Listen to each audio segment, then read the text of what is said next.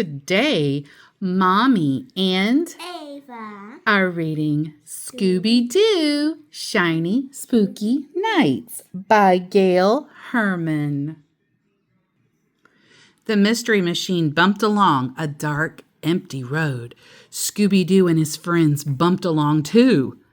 "Like we're in the middle of nowhere," said Shaggy. "I hope we have enough gas." All at once, the van stopped. Said Scooby. "Zoinks," said Shaggy. "We are out of gas." "No," said Fred. He checked under the hood.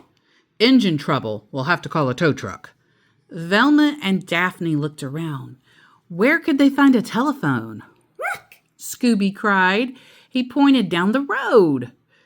"I hope it's a house," Velma said. "so we can use the phone." "And the fridge," Shaggy added. Shaggy's always thinking about his belly. So is Scooby. The gang walked toward the light. The light grew brighter. They were getting closer. Suddenly, Velma said, "Jinkies, it's not a house. It's a castle." More food for Shaggy and Scooby. The castle looked spooky. Scooby dug in his paws. He didn't want to move.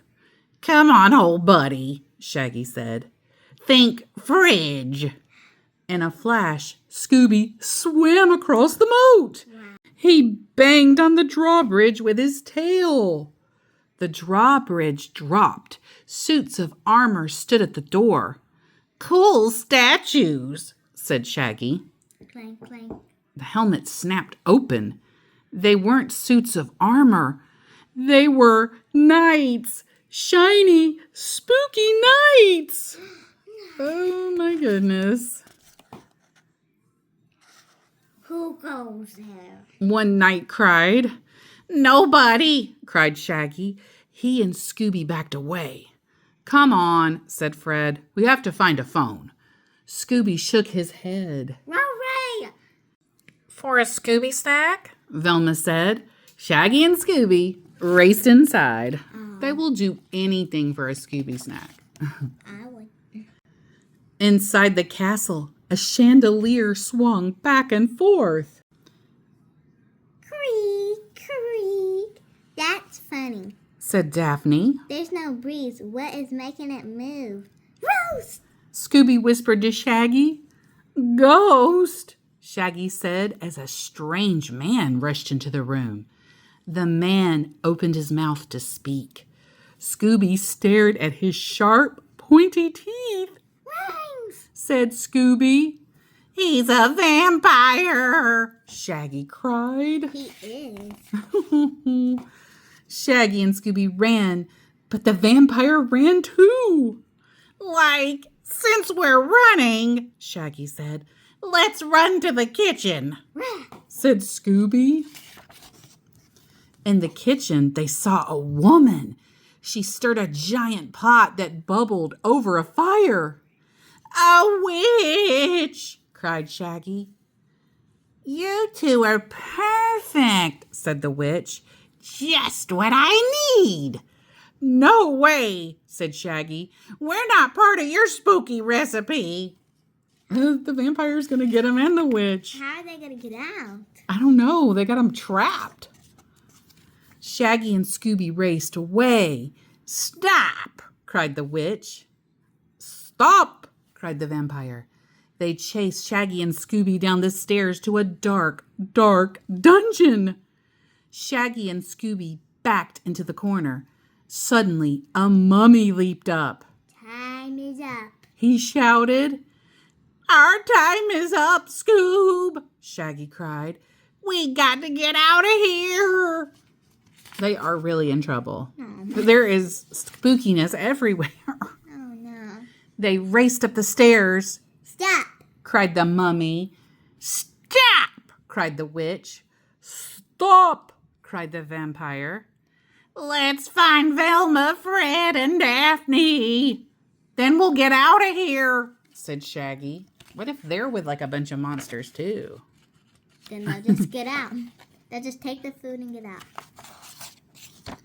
Finally, Shaggy flung open a door.